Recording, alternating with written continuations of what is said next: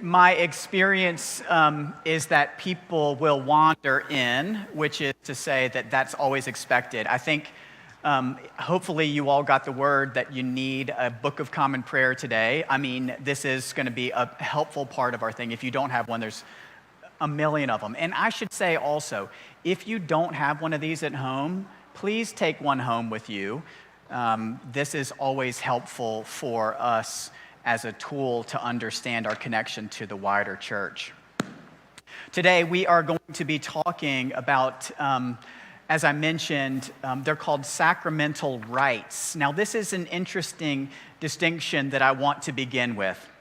Now, this isn't a quiz, but some of you might remember what we called what a sacrament was. A sacrament is an outward and visible sign of an inward and spiritual grace, right? A sacrament is an outward and visible sign of an inward and spiritual grace. Now, we began last week talking about the Holy Eucharist, and the Holy Eucharist is an important sacrament. In fact, it is one of the great sacraments. Now, this is where we want to begin. There's always the question about how many sacraments there are. How many sacraments there are.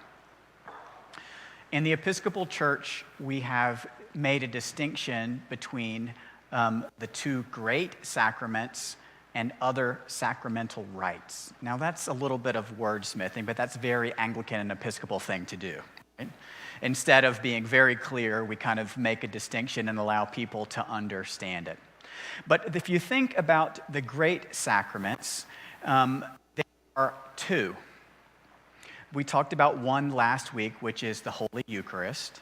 And the second, which we'll take on in upcoming weeks, is baptism. These are great sacraments because they are... Yeah, please. They are great sacraments. The distinction that we make about the great sacraments is that they are given by Christ, right?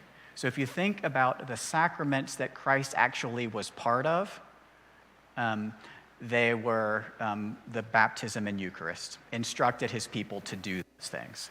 And in fact, if we're really thoughtful about it, what you should hear is that the great sacraments are the only ones that are actually required to be a Christian. Okay? Does that make sense? So think about the great sacraments as the two sacraments that are necessary for all Christians. Leaves other sacramental rites. These include confirmation, ordination, holy matrimony, reconciliation of a penitent, and unction. So those are sacraments that are offered. We call them sacramental rites. They are available for people to participate in, but they are not required. Is that helpful, the distinction? And you can imagine that some of you have done some sacramental rites. I'm probably the only one who's done all of them in this room, right? So what I mean to say is that the baptism and Eucharist, probably most of you have done both of those things. And confirmation, some of you have done. Ordination, I have done. Holy matrimony, some of us have done. Reconciliation of a penitent, depending on your experience and your history, some of you have done. And unction is a similar one. So what I mean to say is that when you hear how many sacraments are there, the answer is there are two great sacraments and 5 sacramental rites. Today we're going to talk about the sacramental rites. Now, I'm aware that talking about 5 different sacramental rites in the next 50 minutes means that we're allowing 10 minutes per. And in fact, this feels like a need for a longer conversation about each of these things, but it felt important to for me to help you understand what they're for, what they're not, where they come from, right? And also how they can be helpful in your life of following Christ. When I say that we have 2 sacraments and 5 sacramental rites, I want you to know that other churches, including the Roman Church, recognize 7 sacraments. And one of the things that you should know is that Just because they recognize 7 doesn't mean that it's always been 7. It was in the 11th century that Peter Lombard identified those 7 rites as sacraments. And it was affirmed by the Council of Florence in 1439 and then the Council of Trent in 1545. And so what you should hear in that is that at its origin, the Anglican Church, right, also, as it was associated with what became the Roman Catholic Church, also had 7. So there's a bit of a change there. Now, where did that change come from? It came from a lot of the same influence of the Protestant Reformation that we've talked about from Europe, and particularly Martin Luther. He was willing to identify baptism and Eucharist, but you know what's interesting about Martin Luther? He actually identified a 3rd sacrament that he thought was a great sacrament, and that was reconciliation. Right? Because if you think about Christ's relationship with the world of baptism and Eucharist, he also did a fair amount of reconciliation. And so Luther's argument was that reconciliation was a great sacrament. So it's just an interesting piece. So we're talking that when we think about how long have there been 7 sacraments, well, there's been some debate, and not super recently, but it's worth knowing that there are various there are various perspectives on it. Our experience is that you should know that in 1521, King Henry VIII was awarded the Defender of the Faith by Pope Leo X in recognition of his treatise, which was the assertion of 7 sacraments, which defended the doctrine of the 7 sacraments against Luther. So even the person who we say founded the church, right, King Henry VIII, was a proponent of 7 sacraments, but his theologians talked him out of it. So what I would say is that even amongst ourselves, there's some conversation. And so as you've experienced this, I want you to hear from me that there is always room for conversation, right? Not because we don't have written down in the articles of religion kind of what the great sacraments are, but because the difference is not that they are sacred things that we participate in, but that they are not understood to be necessary for all Christians, whereas baptism and Eucharist are. Is that okay for me? Is that a different enough distinction for you all? All right. So, any questions about those two? Yes. So, in the purview of the Episcopalian Church, are non-denominational churches who don't offer Eucharist non-Christian? No, that's just for us. It's like a requirement. Like not we are one of the things that I love about Episcopalians and Anglican tradition is that we are less concerned about what other people are doing than we are about ourselves. And we say, "Here's what we think," and they say, "Well, I think something different," and they say, "Here's what we think." It's not "and you're wrong," right? That movement into, "Oh, by the way, we think this and you're wrong." It's just we have found this to be our practice. When we actually, this is a good question though, when we have people who come to the church from other traditions, sometimes there's like, wait, this feels unwieldy to me, or I don't understand this. And so there is oftentimes a way to do some new instruction around why we've come to the conclusions where we are, which is largely what the purpose of this conversation is, right? Because many of you come from other traditions. And so kind of actually hearing like, oh, we've come to this for this reason, and why we think this is not about anything about what your parish or your experience growing up is. It's just who we are. And join us if you'd like. So let's talk a little bit. Yeah, did you have your question, Paul? Any other questions? Yeah, Victor. I think this came up when I was here. In my experience, the Episcopal Church in general, very okay with the self-policing of those Yeah. things in terms of like, nobody's going to ask you, No. have you been baptized? Yeah, no. Yeah. Like, Yeah. it's kind of on everybody to make Right, and in fact, we didn't talk about this last week, but one of the places where that comes up is communion, right? We did talk about other traditions that don't have an open table, right? You'll notice that we explicitly do have an open table because, as you point out, Victor, the relationship between the Eucharist and the person is between God and that person, not me as the person who's putting the Eucharist in their hands. In fact, historically, when the church has abused people, it's in kind of withholdings, you know what I mean, where the personalities get in between. Now, that's not to say there have been times in my experience where people have said, you should deny that person communion. Yeah. And I always say, I always refer back to the scripture around Jesus, which is the speck versus the log, right?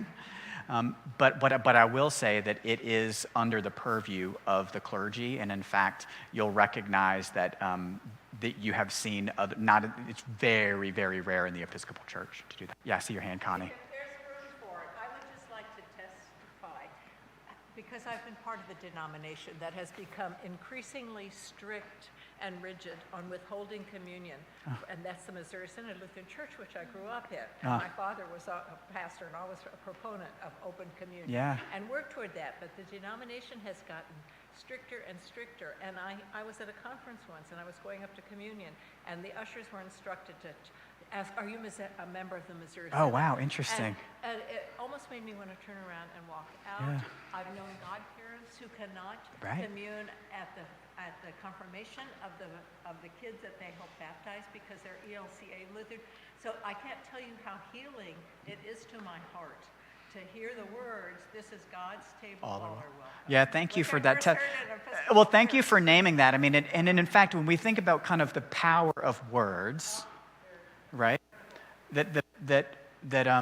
You know, when I greet newcomers, right, and I walk around and say hello to everyone, the first thing I do is make sure that they know that they're welcome at the table.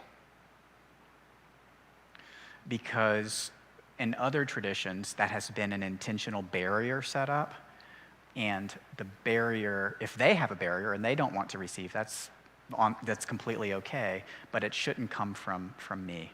I want people to feel like always that this is a church, because that is the Anglican Episcopal way, just so you know. Yeah, Jean. You say it's the purview of the clergy. Is it the ordained person giving or their bishop? Yeah, the bishop. So generally, this happens. So like, say I'm the dean, and you were at the altar, and Christian came. I would have had to tell Christian, don't give. You know, I mean, it's usually the priest in charge. It so rarely happens. The only time that I've ever actually seen it happen was there was a notorious affair in the church that was driving the church apart.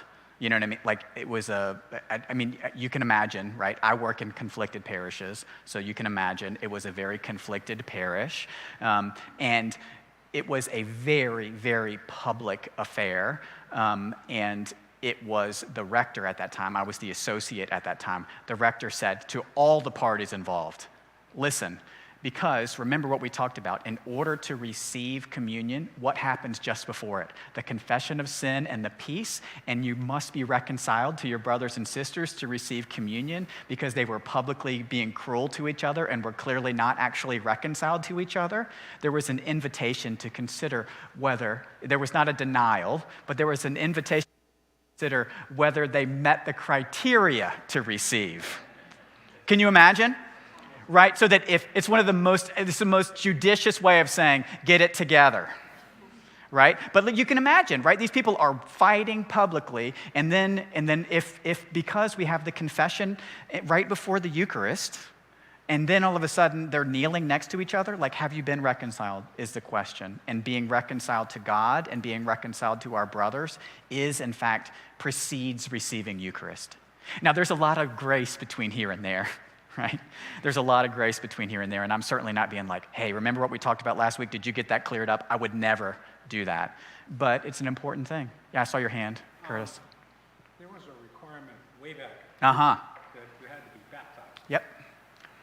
And so baptism, so we're going to talk, when we talk about baptism, about what it is, but that's a great question. Sometimes you've heard baptized Christians or whatever. Baptism is, this is the thinking, and there's always argument around this, which is, baptism is the sacrament which precedes others. It's why in many churches, the font is in a public place in front of the altar.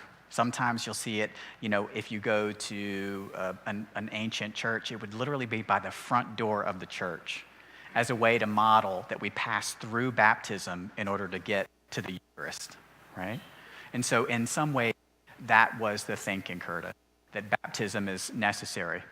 On the other hand, how that's changed, and remember, Scripture, tradition, and reason, right? There were some people who reasoned that if someone in the pew feels God's call to receive the Holy Eucharist, whether they've been baptized or not, how can I know that as somebody who's doing that? That's the thinking, right? The thinking is not that we would say that baptism prepares us for Eucharist and that baptism welcomes us into a community and baptism does all those things. It's the you must do this first, which isn't quite as complicated as Connie's statement of, are you a Missouri Synod Lutheran?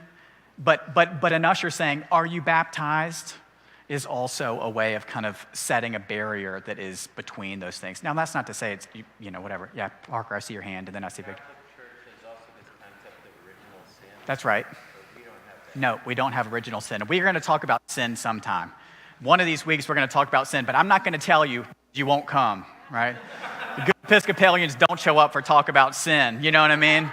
Like, you'll be like, we're here to talk about coffee hour, but sin, I'm out of here. Like, which is what I say. Victor. Yeah. Maybe this is just a personal me thing. I don't know where I first picked up this critique, but I've definitely heard people also make the argument that traditionally baptism happens in infancy. Yeah, that's right. And an infant can't really make that kind of choice That's right. for themselves.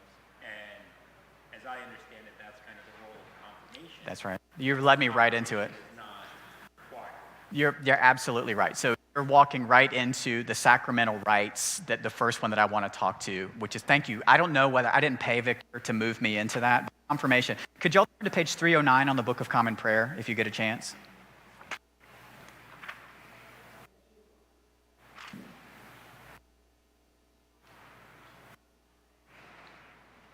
So confirmation. Confirmation is a sacramental rite which is offered for people. And there are some instructions on confirmation which have to do with the fact that there are two reasons why we have confirmation separate from baptism. The first is practical. In the earliest days of the church, every single person who joined the church was baptized by a bishop. Did you know that? Every single person in the church was baptized by a bishop. And in fact, if you look at the instructions of the baptism, it's very clear that it says, the bishop, when present, is the celebrant, right? So practically speaking, that was great for the first 4 centuries of the church. And then something happened, remember? That was Constantine and Christendom. And all of a sudden, there were a lot of people who need to be baptized and a very few amount of bishops. So the church, in its infancy, in those first 4 centuries, decided that priests could also baptize people. And so, as part of the regular practice of the church, the clergy, the order of clergy that welcomed people into the church, moved from bishops to priests. Now, did you know who can do confirmation? Only bishops. So confirmation is done by bishops, and baptism can be done by bishops, but is also done by priests. Yes.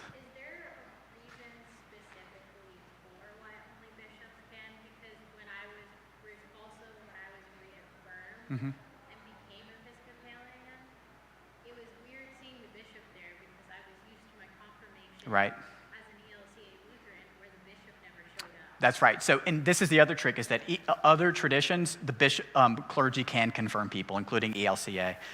What is in Missouri Synod, Connie? Can the clergy? So, this is only among some congregations. So many of you were confirmed by priests, and, that's not whatever. But the question is, in our tradition, the bishop is the person who receives people to the church and confirms them. As you point out, the rite of confirmation was separated from baptism because in the earliest days, baptism happened within literally as soon as you could after a child was born. It had to do with, as Parker said, kind of some theology around original sin and the necessity of purifying the newborns. We actually don't share that, and so what we see now is that many more people are waiting on baptism until an age where the kids are less, their heads aren't rolling around. What's interesting for me is that even in my family, it's changed. We have a beautiful ancient baptismal gown. You know what I'm talking about? Those really long ones. None of our kids fit in it. They were like too big. And it comes from an era when, baptism was done within the first few days of birth.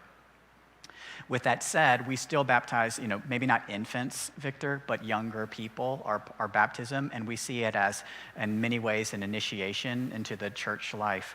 Once you're baptized, you are a full member of the church. You are a full member of the church if you've been baptized. You need not be confirmed.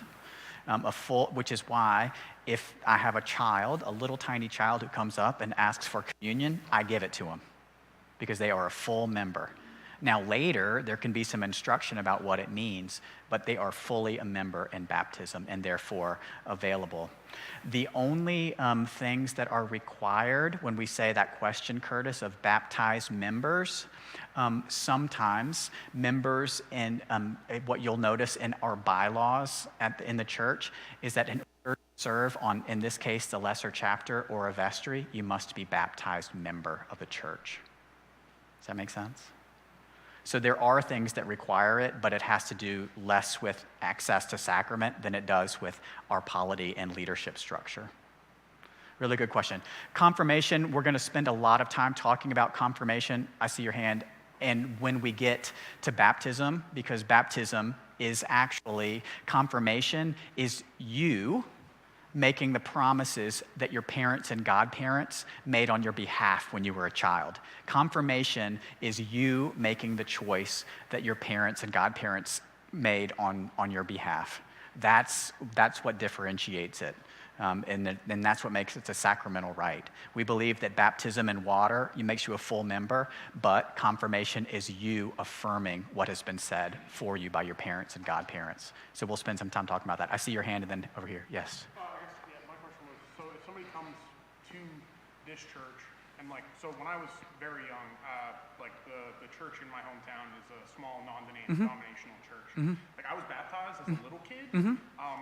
Should I be baptized again as part of this church? Probably. Does that hold through? We hold through. I mean, that's the other part about kind of the generosity of the grace of baptism. I'd hate to have to get into having to understand the theology of every single person who came here and whether it was valid or not. That would not be helpful. But what I would say is God's grace around baptism is enormous, so much so that in your Book of Common Prayer, there's this really interesting form for emergency baptism, which can be done by anyone. So, for example, before I was ordained, had to do an emergency baptism. I was a chaplain in a NICU, and a child was born, and the parents were desperate to have the child baptized. Their theology meant that they really were fearful of it not being baptized, and I used the form in our prayer book to do conditional baptism, emergency baptism. And so there's a way in which if a seminarian who's shaking in their boots can have a valid baptism, so can your pastor of your church, right? I saw it. Was it your hand, or was it your hand, Jean? Was it one? Yeah. So are the requirements of the parents that are presenting their child, Yeah. or requirements of the godparents? Because I'm thinking back, we had both of our children baptized, but one of their godparents was Jewish. That's right. And I said to them, I said, it's important to Harold and I that the child is raised in faith. Right. It happened to us. By all means, raise our child in the Jewish faith. Yeah. So the requirements for baptism and godparents and parents is that when we make the promise, we can do them with authenticity, right? And so that requirement, obviously, they felt like they could do those things. And I certainly am not going to check. It feels important for you to have the right people in your children's life and have them affirm their life, as opposed to me making some arbitrary decision about how often they darken the doors of a parish church or something like that. If the purpose of godparents in the old days was very different, there was an actual legal part of being a godparent. These days, it's an affirmation of inviting other adults into their lives to be supportive of their lives. I see here and then here, yeah. All right, jumping away from, we were talking about confirmation, and is the reason that the bishop is the only one that's due to his hierarchical structure as, for lack of better, I don't know the jargon, the collector? That's right. So he represents kind of the biggest church, like the wider church, meaning that he is being welcomed not into a specific body, but into the whole church. And so he visually represents that. That's a great point. Thank you for naming that. Yeah. It might be helpful to you. I was baptized at the age of 7 in a Baptist church, and when I converted to Catholicism in my early 20s, they accepted that Baptism, Yeah. and they struck me as a little more strict. Yeah. So I don't want to speak on behalf of the Episcopal. No, but it is. Catholics even told me, like the bishop confirmed me, so. Yeah, what I would say is that there are many things that we can disagree about in the world, but God's grace is not one of them, and that going back and having to rebaptize people feels arbitrary and also particularly divisive, and honestly, it's not actually a good use of our work. I see Victor, and then we'll move on. From my own understanding, that would kind of be the role of a reception. Right. But that's more like a symbolic. That's right. personal choice. That's right. So what you'll hear is we start talking about baptism, and we're going to talk also about confirmation, but there's two other things that are listed in our Book of Common Prayer. One of them is reaffirmation, and the other is reception. Reception is being welcomed from another denomination and officially making yourself an Episcopalian. Even though people who are baptized and confirmed outside of here are fully welcome, you can be received, kind of doing that. And then a reaffirmation, the language is pretty interesting. It's if you've fallen away from the church and you feel it necessary to reaffirm your baptismal covenant, you are welcome to do it. Does that make sense? And so I have done all of these things. I have baptized people, I have confirmed people, I have reaffirmed, worked with people in their reaffirmation and reception. And in fact, within this group here, there's probably some of each of those things, which is pretty neat. All right, I want to move on to the next part of our next sacramental rite, which is marriage. Would you turn to page 423? Marriage is a really interesting one because it was one of the latest things that the church, one of the latest secular things that the church involved itself with. And in fact, it wasn't until there was always the opportunity for a blessing of a marriage, but its movement as us, as clergy, serving as representatives of the state, was very, very late. And in fact, among some of my colleagues, there's still a resistance around doing it. It's the only thing that I am licensed to do for the state.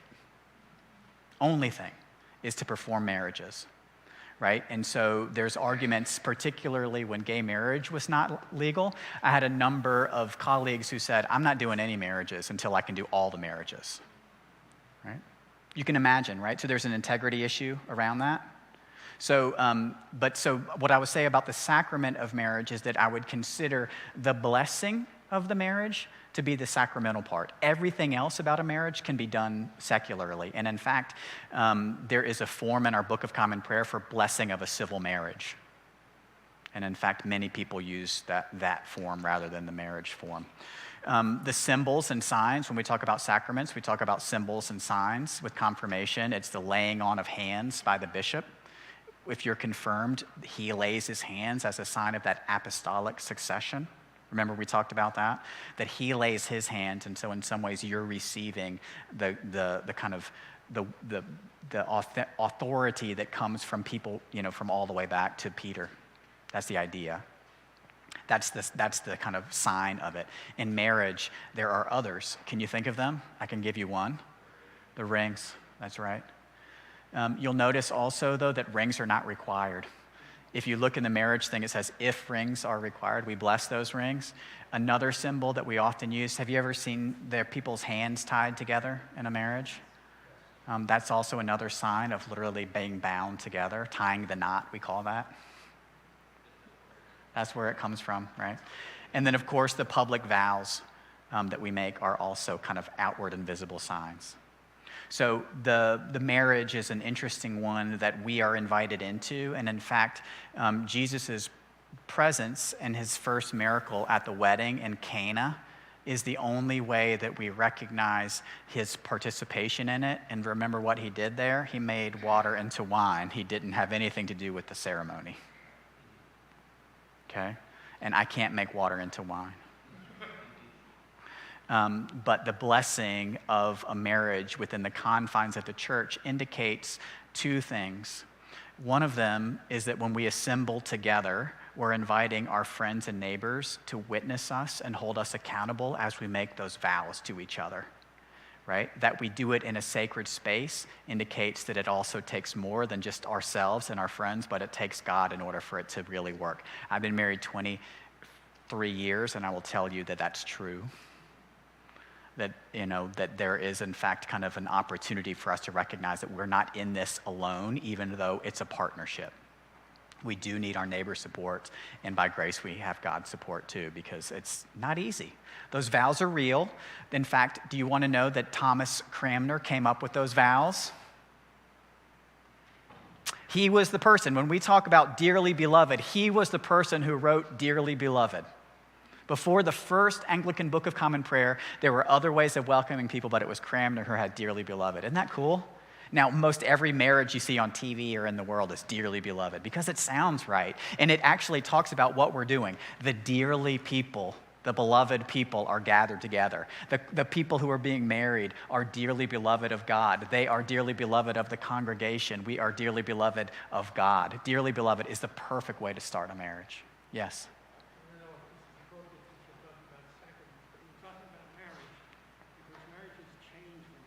Yeah, of course. That's right. So how does the Episcopal Church do this? Yeah, so the question of how we understand marriage in a shifting cultural change, Paul, is one of the reasons why some of my colleagues want to get out of the marriage business, right? That what we're doing, we're saying we're doing something different here, which we've just talked about, inviting God into this place. It's not just paperwork. And there is an integrity that we're asking for people amongst each other and with God that is separate, which is part of that argument. And so it's a really tough question. And I oftentimes get people who ask for marriage, and what they really want is an efficient and a beautiful place, right? What they're asking for is a little bit different. And sometimes I say, I may not be the person for you because I'm going to talk about God. Right? And I'm going to use this particular language, which I think is important. And if you don't, that's great. You can find anyone. The good news about marriage now is that, anyone can sign up for a day and be justice of the peace, but that's different than what we're doing. And so the distinction that I would make is that the world has a different view of marriage, and we're trying our best to hang on to what we think about marriage. Is that helpful, Paul? Oh, sanctions around divorce. So we actually don't have the same kind of sanctions that other churches have around participation in the church or being remarried. One of the things that you should know is in order for me to do a marriage, I have to do premarital counseling. If one party has been divorced, that's okay. If they've been divorced more than once, I have to have permission of a bishop. And if they've been divorced 3 times, we require a special marriage counselor who works with people who have gone through divorces. This does not apply to people who have been widowed or abused and those kinds of things. But the people who are serially marrying and seem like, whatever, there is always a conversation around how do we, with integrity, do this work. And that might answer your question. Connie. I want to say, I think there's a real need, certainly for counseling, but also for rituals Yeah. of forgiveness. I think it would be good if there would be a ritual for after a divorce. Yeah. Frankly, whether a person stays married or not, we all wrong Yeah. our partners in marriage. And I think it would really help if the church I love that. had rituals. I mean, I think we could have them when we celebrate. If we have a marriage Sunday, we should include rituals of forgiveness. That's right. That's really helpful. There is this prayer, there is this beautiful prayer in there. It says, give them grace when they hurt one another to forgive. It's not if they, it's when they, which is a really interesting thing. Like, give them grace when they hurt each other. And like, are they going to hurt each other? Yes. History tells us they will. It's in the book, it's in the prayers. Yeah, exactly. It's on page, let me see. It's on page 429. Give them grace when they hurt each other to recognize and acknowledge their fault and to seek each other's forgiveness and yours. How beautiful is that? That's one of the prayers that we offer for a marriage. You know, what's interesting about it is that like, yeah. Just clean our souls. Absolutely. People who are remarrying to either with their old partner, to do it with themselves. I think that's really helpful, Connie. And I will say that, you know, one of the I will occasionally, and if you're interested, I'm happy to do a blessing of remarriage, you know, like a blessing of a marriage. Sometimes on anniversaries, people do that. And that, in fact, sometimes does happen after we have affairs or big breaks. You know, people will kind of come back together and do this work. I've probably done a dozen of them over the course of my career. So it's not a regular thing, but it is another thing where people feel like they're ready. In some ways, it's like the reaffirmation of, you know, baptism or confirmation. In some ways, it's like a reaffirmation of marriage.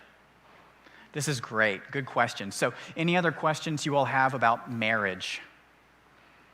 Yeah. Yes. Yeah, good. I don't remember ever going to the minister prior to being married. However, I chose to go to the minister Yeah. before I divorced, I love that. That's really helpful. and that was really helpful for me. I love that. I think, you know, for me, one of the things that I say is that I can legally marry anyone, like, you know, but in order for me with integrity to be able to bless the marriage, and, you know, I need to know those people, and so premarital counseling is required for me. And I love it, and I use this really cool tool.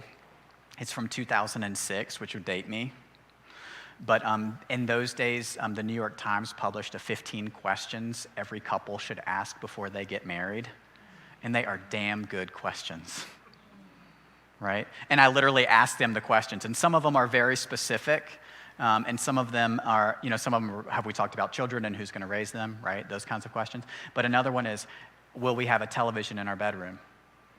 Right? Why is that a question we should ask? Well, it gets to the heart of intimacy. It gets to the heart of how we're going to spend time together. It gets to the conversation about how we are going. You know what I mean? Like, so what I mean is, like, they're opening questions that kind of move the conversation around how we view this sacred space of our bedroom, right? Does that make sense?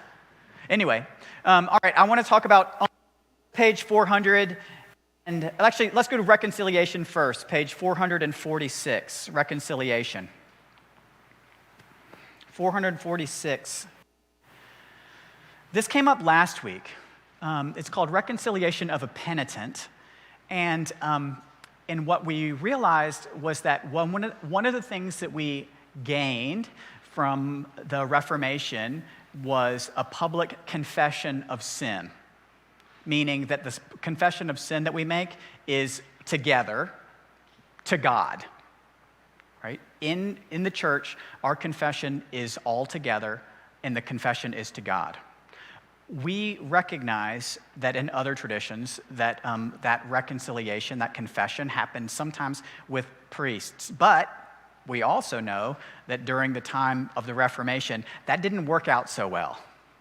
And so there was a desire for the confession to be public, but also there to leave an opportunity for people who need counsel, right? Which is what you're talking about in some ways, counsel of a clergy person, to have a form for that. What you'll notice in Reconciliation of a Penitent is that there are some very clear conversations. I will tell you that when the confession is heard in a church building, The confessor may sit inside the altar rails or in a place set aside for greater privacy, and the penitent kneels nearby. It is preferred that the confessor and penitent may sit face to face for a spiritual conference leading to an absolution or a declaration of forgiveness. So that's different than the confessional booth that you've probably seen on TV, or maybe you've made a confession. That when I make a reconciliation of a penitent, it usually looks like this, where we'll sit in an office or in a public place and have a conversation about what it is that's weighing heavily on the person's heart. We'll talk about how they can be transformed, and then we'll come into a sacred space like the church, and I'll sit on one side of the rail, which differentiates us, right? That we're now kind of, I'm having this conversation, doing something sacred, and then the person is kneeling. So that's what I would say. That's an interesting piece there. So when you think about confession, it's not in a booth. It is face-to-face. It does involve counsel, and sometimes it involves asking people to do some work, and then there can be forgiveness. And so for some folks who need that, the reconciliation of a penitent is really an important part of their identity as a follower of Jesus. That a formal way of confessing sometimes feels important, and therefore that's why it's a sacramental rite. It's not required, but it is one of those pieces of our history and our story, and I love doing it.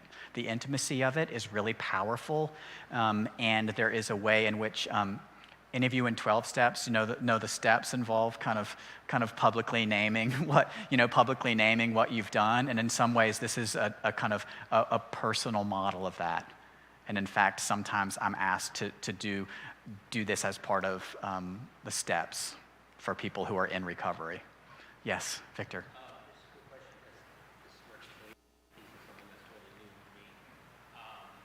In terms of the Episcopal theology, are there limits? Is there any situation where that would not be available? I know in Catholicism they have a distinction of different levels. No. No, and in fact, this is one of the things that's interesting is that it is an absolute. I cannot ever be called to testify in court around the confessions or reconciliation conversations I have. They are absolutely legally confidential. With that said, a really good reconciliation of a penitent that involved something against the law may include somebody actually taking responsibility for what they did. Does that make sense? That I'm not required to be testifying in court, but somebody who actually has something done illegal that needs to feel sin from that, would be actually making amends or taking responsibility. Yeah, Jean. I just thought of this as a hard question. We are mandated reporters. That's right. So I generally, when I work with someone, I will tell them that I'm a mandated reporter. And that particularly, and I have made a number of reports in my experience. Usually the conversations that facilitate a mandate report are not a reconciliation of a penitent, but around somebody who's come to me asking for help. Yes, absolutely. It gets really messy pretty quickly. Yeah, Victor.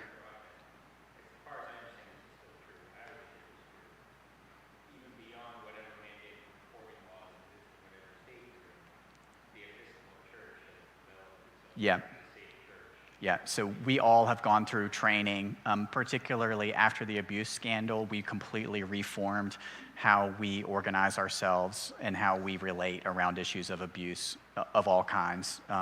And we are mandated reporters for that. I saw someone else's hand over here. Yeah, Gene. I've never heard that phrase before, mandated reporter. What does it mean? Mandated reporter applies to people who work, teachers, doctors, nurses, who hear and know of abuse must report it to the police. We are among a legal class that are required to, as we know about reports of abuse, whether it's sexual abuse, physical abuse, report that to law enforcement. And it's a way of protecting the world from the kind of secrecy that has existed historically in bodies that perpetuated the kind of abuse that we all know about. So that's right. So the difference is that I'm on the hook. So that if I know that somebody's out in the world abusing and I don't report it, I also can be brought to trial. Yeah. Yeah. But it's an important piece that all of us who are priests in the Episcopal Church are mandated reporters, and that means that we have a responsibility to reach out to police, and if we don't, we're on the hook for it. And I will tell you that we may not even be on the hook legally, but we are on the hook in the church hierarchy. We can have charges brought against us in the church. That's called the Title IV process, is a non-legal, but a way that the church actually protects itself internally, so that even if the court won't take it up, the church probably will. Yeah, Curtis, and then we need to move on. It's not just the priests, it's the lay people too. That's right. You're not mandated reporters, but you should report. So there's a difference between the legal responsibility that you have, Curtis. This is really important. Thank you for raising this. It occurred to me that part of the confidentiality that we have between clergy and laity during these things, it's really an important thing to recognize that there are limits to it. Yeah, I see you, Shayna. I did have another question related to this, but kind of turning back to the Episcopal Church and the Anglican community. So when I was at the Young Adult Service Corps retreat, somebody brought up about issues within the Church of England Mm-hmm. and the Anglican community. And the fact that, I guess, Justin Welby had to step down That's right. because of the scandal. So, like, how does the Episcopal Church handle that integrity issue with essentially kind of another church because of the Archbishop of Canterbury? Yeah. So gets a little bit into the weeds, but it's indicative of how seriously we take our vows around protection.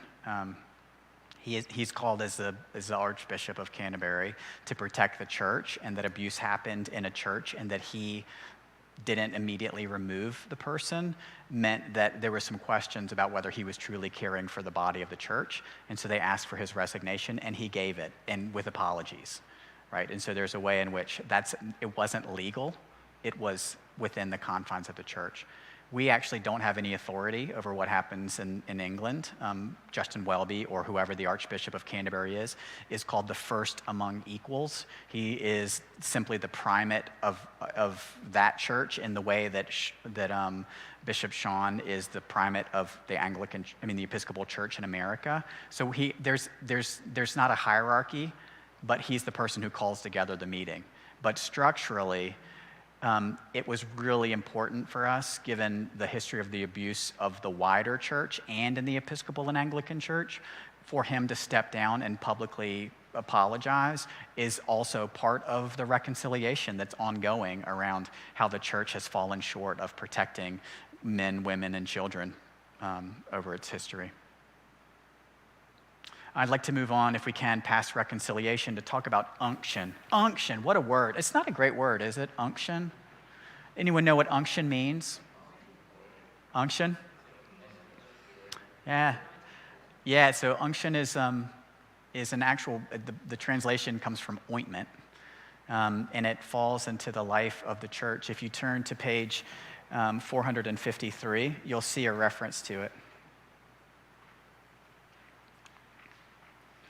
It's within the confines of ministration to the sick, and on page 455, you'll see the laying on of hands and anointing. This is unction. The other thing in what we do with unction is we use a very special oil, and the reason why I mention it, and I brought you some, is it's called chrism oil, and each Holy Week, all of the clergy, did you know this? All of the clergy of the diocese get together, and we have a special service where we reaffirm, each year we reaffirm our ordination vows, and we receive the oil from the bishop that we use to anoint people. So it's an oil that is used for anointing the sick and at the time of death. Interestingly, it's also the same oil that we use at baptism. In that way, we're marking the beginning and ends of people's lives, following in the teaching of Jesus, who encouraged his disciples to lay hands on people and anoint them with oil. When we think about what medicine was in those days, what did they have? They had like some of the most basic things. They had honey, right? Huh? Yeah, leeches. But they also had oil, and we actually do know enough about some of these things that they were kind of remedies for people when there weren't a whole lot of kind of medical remedies. And we lay hands on people, anointing them with this oil that has been blessed by the bishop, and it has a smell to it. Do you know the smell? It's called balsam, and so which is also another thing. And there's a reason. Do you know why it has balsam in it? It's so we can tell it apart from the other oil. But it also is really interesting when we think about, we're going to talk about at a different time kind of the ways in which smells and bells are used, that anointing oil, unction, is one of those things. I'm going to pass this around so you can smell it. So on Tuesday of this week, we actually do it a week early here in the Diocese of Maine, all of us are getting together and we'll receive our anointing oil for the year. And at the same time, we reaffirm our vows to ordination. Isn't that neat? You're all welcome. Because the vow, lay people are invited, and in fact, there's a link in our bulletin today. Because I will hope that there's an interesting thing to watch, because one of the things that you'll notice is there are reaffirmation of ordination vows, but there's also vows made by the laity who are there about their support of the church. And as we enter this sacred time, it's like the last pep talk that we get together. I'm going to pass this. Yeah, Victor, I see you. Smelly? I've seen it sometimes in Episcopal churches. Not good. That smells good. For example, during Holy Week on Monday, Thursday, and the washing of the feet. Mm-hmm. Would that be considered a form of unction, or is that just a totally separate? It's a separate thing, but we're doing that. And next week, can I tell? And Victor is here for a reason. Next week, this session is going to be about the particular parts of Holy Week, and exactly talking about foot washing versus stripping of the altar versus the altar of repose versus Good Friday and the Passion and stuff. So, I mean, for all of us, it's a good reorientation to it. But unction includes all the sick. But the one that you probably are familiar with in the Catholic Church is called last rites. Have you ever heard that before? In the Episcopal Church, we don't have last rites, but we do have what we call extreme unction. I like it. I like last rites. Sometimes I like last rites, but extreme unction. And extreme unction, if you recognize on page 462, is called ministration at the time of death. And that would be the closest parallel that we would have to last rites. And it involves unction. Yes? So what kind of oil is it? And where does it come from, and who actually blesses? So it's olive oil infused with balsam oil. And it is done by the bishop who actually blesses it, and then it's distributed from a big ewer that we all have out to the congregations, and it's done in front of everyone. So part of that service this Tuesday will be the blessing of the holy oil, and it will fill the place with the smell of balsam oil. It's really neat, because when you pour it together, you can imagine it's like everything. And so there's this healing kind of moving through the congregation. And so it's done as part of our reaffirmation of our ordination. Yeah, Victor?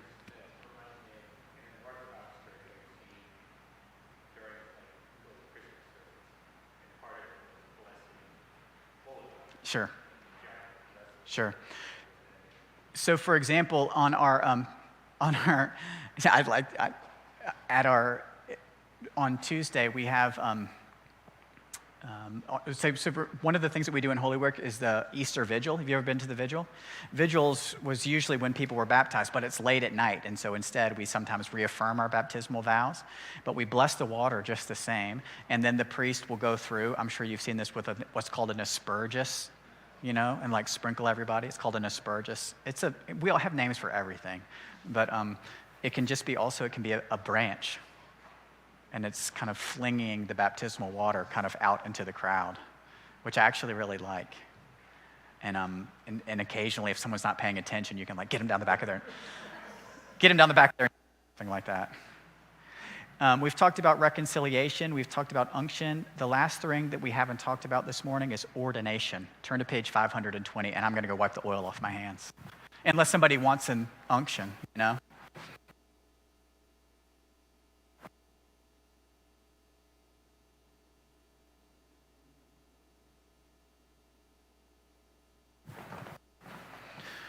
So we've talked about these other sacramental rites, and we actually have an ordination coming up here in June, and I would encourage you to come. If you have never seen an ordination, it's really interesting.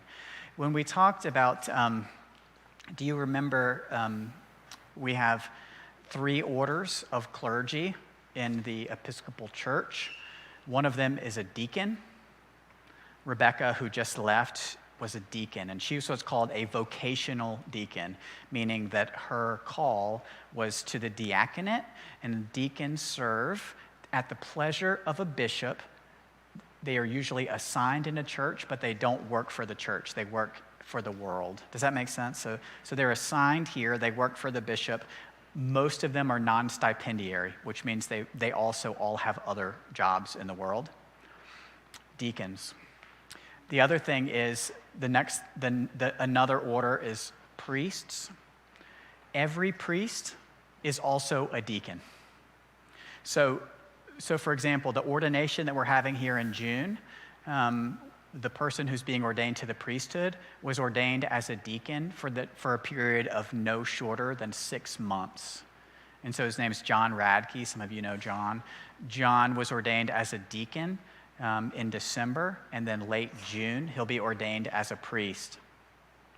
The idea is simple, is that it's why, in an absence of a deacon, did you notice today that I read the gospel? Right? And I bid the prayers and I set the table. Every priest is also a deacon. There are separate things that deacons do, but priests always can do them. Okay? Is that helpful to understand that? The big distinction of it is it's not a lesser order at all. Sometimes people think about, I want to be clear, it's a separate thing. It's a separate thing because deacons are called to serve the world and priests are called to serve a congregation. Okay? Deacons can be assigned into a congregation, but their general call and their ordination vows is to serve the world. They serve God in the world, and a priest is assigned to do that within of a particular congregation. Now, there's also another order, which is the bishop, and a bishop is also a priest and a deacon, and there are things that a bishop can do that a priest or a deacon cannot do. It gets kind of smaller and smaller. One of the things that a bishop can do that a priest cannot do is make other deacons and priests. And it gets even more complicated. It takes more than one bishop to make another bishop because there was nothing above them. So the way that you make a bishop is by having 2 or more bishops. Does that make sense? So consider that there are things that a bishop can do that a priest can't do. I'm sure there's a Venn diagram of this somewhere. But among those things are ordination, and ordination is when we take a vocational calling and actually practice, and our work we're called to serve the church or the world in the name of the church. Ordination is amazing, and in order to be ordained in a church, there is a long process, many, many years, and you go through training. Deacons have a separate school that is not a education degree, but in the Episcopal Church, in order to be ordained, most priests have a master's in divinity. So I have a master's in divinity. Isn't that weird? Master's in divinity. It's a 3-year degree that is 2 years of service, 2 years of education, interspersed with a year of service. So we have field placement and mentorship along the way. At that point, we can be ordained as priests. and I was ordained in the Episcopal Church in North Carolina. And so my orders have been transferred to Massachusetts. My bishop is not Thomas Brown. My bishop is Julia Whitworth, which means I work for her, even though Thomas asked me to come work here in Maine. Does that make sense? It's an interesting thing, yes. I just had a question about you saying how that works. So I have a friend who's getting ordained, and he told me he's going to go to a church in South Carolina Right. because they didn't need him Right. in Indiana. That's right. because there were funds. How does that work? Yeah, so when we call deployment, so some churches, to be ordained, it's a requirement that you come back and work in their diocese. So for example, if I was ordained in North Carolina, the bishop said, I will not release you to go work anywhere else because I have a church that you need to serve, right? They sponsor you for ordination, and certain dioceses will help pay, and so there's an expectation, kind of like a teaching fellows, right? That they raised you up, that you would come back and work in service for a particular diocese. It sounds like for him, Indiana doesn't have any jobs, so he's going to go and be a free agent, right? He picked South Carolina. Sure. After they, and no, this is a really good point. Did you all know that I'm self-employed? All clergy are self-employed. We pay self-employment taxes. We, unlike other denominations, are not assigned. We are called in consultation with a bishop. The Methodist Church, they are assigned. The Catholic Church, they are assigned. Congregational churches, the authority to move and come belongs not with the clergy, but with the laity. Did you know that? In the Episcopal Church, it's a bit of a both and it gets even more complicated at a place like a cathedral. Some of you all heard this week that I've been called the dean now, as opposed to the interim. And so it gets pretty messy pretty quickly because the dean here always serves at the pleasure of a bishop, right? Thomas is in charge. Like if you look at the hierarchy of the church, the bishop is always in charge because it's his cathedral. And then in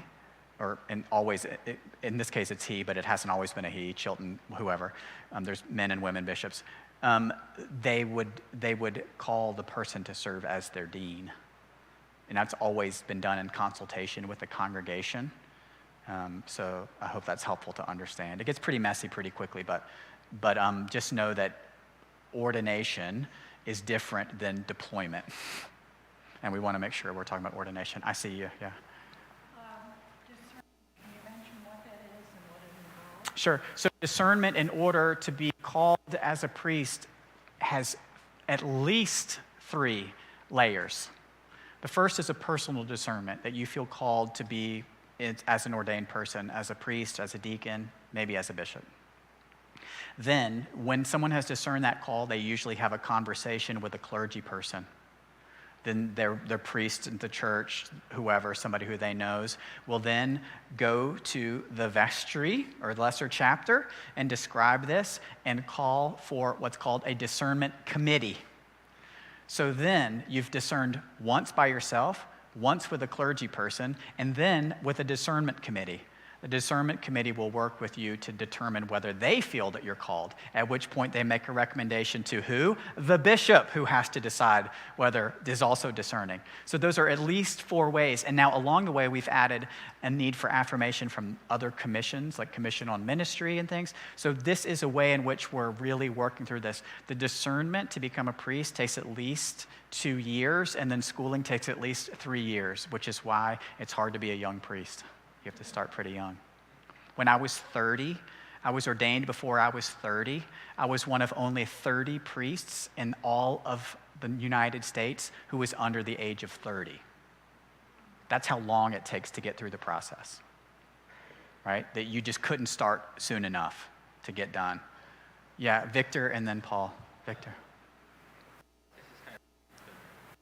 Is there a short answer in terms of the theology, episcopal theology, why burial is not one of these 7 rites that we're talking about? Yeah, we should talk about death and burial. We should. I mean, it is a rite, but it's not. It's not a rite, but it's not a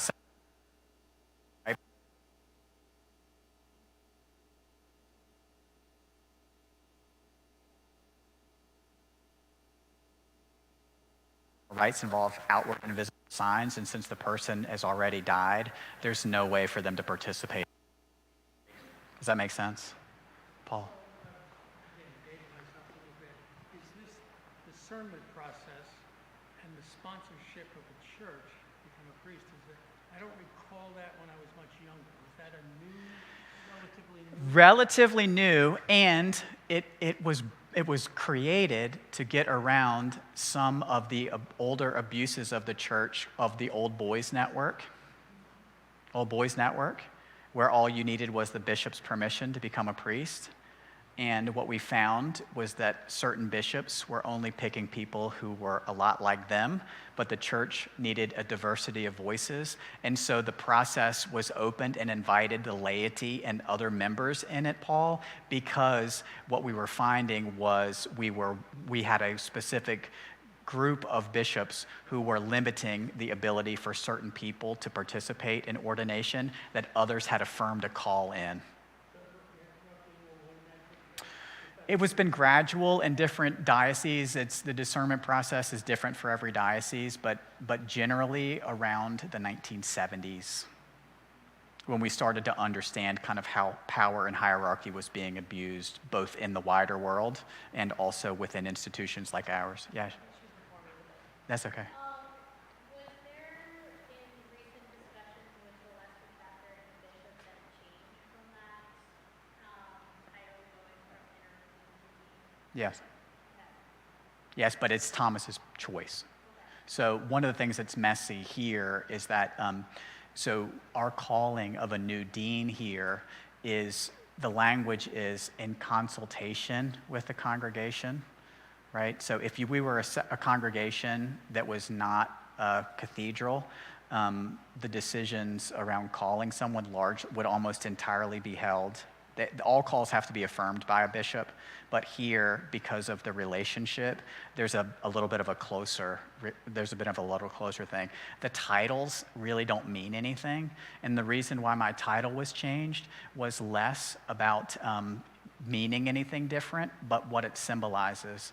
We've talked openly about how words matter, and that for some people in this congregation, Shana, the fact that I was the interim seemed like it was a barrier for them actually moving on into ministry. And Thomas heard, didn't hear this, but Thomas heard from a number of people who said, "My God, we just need a dean, let's get going." And he said, "You have a dean." And they said, "No, we have an interim." And he said, "Actually, no, you have a dean." That's what he said in that. And so there's a way in which saying it removes a barrier around people's resistance to actually doing ministry. Practically speaking, I had all the authority that I have now as the interim, right? Like, meaning that I can hire and fire and do all of the things that we've been doing together, in charge of music and liturgy and all that stuff. But titularly, it's an external statement as opposed to anything that actually changed. I didn't get a raise. But I did get a new business card, I think. We'll see. Yeah. How much agency does a priest, everybody have in this? About coming and going? Yeah, balance between discernment, calling, vocations, your thoughts, their thoughts. What does that agency look like? It's tricky, right? And in fact, when we talk about like being called, like what happens if people don't affirm your call? It's a good question. That's hard, isn't it? Because but it's why we do it in community. Because communal discernment actually is necessary to serve. Individual discernment winds up with people who sometimes feel like they have the voice of God only themselves. Can I tell you one of the questions they asked me in my psychological exam? That's another part of being ordained. I had a psychological exam. And they said, "Do you hear voices?" Which is a trick question, isn't it? Like, I know what you're asking, but I don't know how to answer this question, right? Because if we believe that vocation involves a call, right? We have some classic call narratives. The most famous is Paul's, right? Or the calling of the disciples, right? Sometimes that call came externally, like when Jesus called the disciples, "Come, follow me." That's an external call, right? That's a vocational calling, "Come, follow me." Other times it came from upstairs, like in Paul's case, the bolt of lightning, which blinded him. Okay? All of those calls have to be affirmed publicly. Because if otherwise, you're just the person who's out there saying, "God told me to do this," which is nerve-wracking. And in fact, I had a bishop for whom I served who oftentimes said, the Holy Spirit told me. And I'd think, my God, that's interesting because the Holy Spirit's telling me that's a bad idea. So what are we going to do about it, right? So this is a question around agency, isn't it? And when we start invoking higher authorities, right, we've seen this politically too, haven't it? Where God has ordained this thing to happen. Really? So that has to be affirmed publicly. Those are the kinds of things that are important to talk about, right? So the answer is there is some agency, but without public affirmation in all of these processes, they're meant to protect both the individual and the church from people who are not actually working for the good of the church, but maybe working for the good of themselves in that time. I have many colleagues who have been rejected in various places and then have come back in other places or at different times when there's been some change or growth or education or something. So, yeah, Victor. Yeah. One thing that I love about the Episcopal Church is the openness. Yeah. Particularly with ordination, it's something we've gotten better at Yeah. over decades. And yet there are also other congregations that are more welcoming in other ways. Absolutely. You know, so Yeah, and it's always a complex. I'm speaking from my own experience. It's almost a punchline to say, like, what happens if you feel the call and they don't agree? Well, you go be a Lutheran. Yeah. Yeah. Some Yeah. certain denominations you go in and I get like, oh, I never pictured a priest looking like that. Yeah, so one of the most interesting things is that, like, the diversity of the clergy. This topic. Okay, so can I tell? All right, I'm going to be honest here, and I hope that at this point everybody else at home is tuned off. But there are priests in this church that I do not agree with or get along with. And I am oftentimes like, oh my God, I can't believe that person's a priest. And I went to my mentor many years ago. I have a great colleague group and includes a mentor. And I was going on about, I don't want to get into it, but I was like, man, that really is a bummer. And then he said to me, you know, George, there's probably a similar conversation happening there about how you act, right? What his point was is that the church and the diversity of leadership that it has is reflective of the people in the pews, right? That my way of preaching may not be for this group of people. Their way of, authority may be different than this group of people. But as long as it's reflective of the body and affirmed by the public, then there's probably a place for them. And for the person who drives me crazy because they're precious about, the measurements of something or whatever it was that was making me upset, that is actually helpful for someone else's spirituality. And the fact that, I'm wearing a sweatshirt rather than it's just we're reflective of the body. And so that's why we have the diversity of clergy. I'm very aware here that our leadership is, with Rebecca's departure, all male. And I'm really aware that that's not reflective of what our pews look like. And I'm aware that, I can't practically change that right now, but, there are ways in which I need to be calling people to come and preach and celebrate who are representative of different voices, genders, and experiences, because you all have those things, right? I see your hand. This is a little bit more like what I get you here in regards to some leaders doing things differently, their own personal opinions. If a church has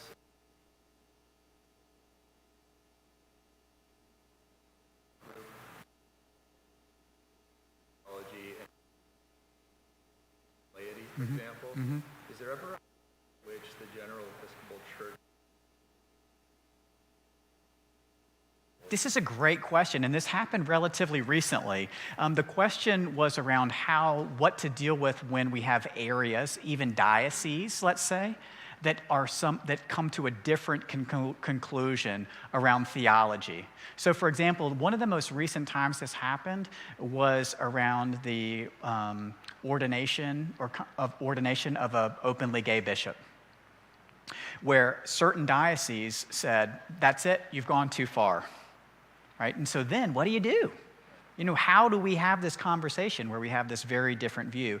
And the answer is, over many, many years, they had conversations about how in some cases, the authority need to be changed, If it's a particular congregation, most churches would say, if Thomas, because he's gay, like Thomas is gay, so if you don't affirm Thomas's ordination because he's gay, Thomas, if he wanted to, he can always go, and he's the boss.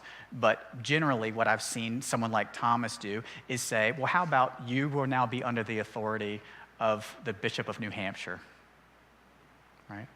Because that is a reconciling act that allows time for conversation and movement that that is not. So that would be one example. Other times there's ongoing conversations that are outside of that. Whole dioceses have been through that, where the authority and structure around how we view things like marriage, or how we view scripture, or how we view women's ordination had happened, how we view the new prayer book in 1979, we're still fighting about it. Whatever that is, those things are an ongoing conversation. Yeah, I see you, Victor, and then we're gonna wrap this up. Yeah, sorry. No problem.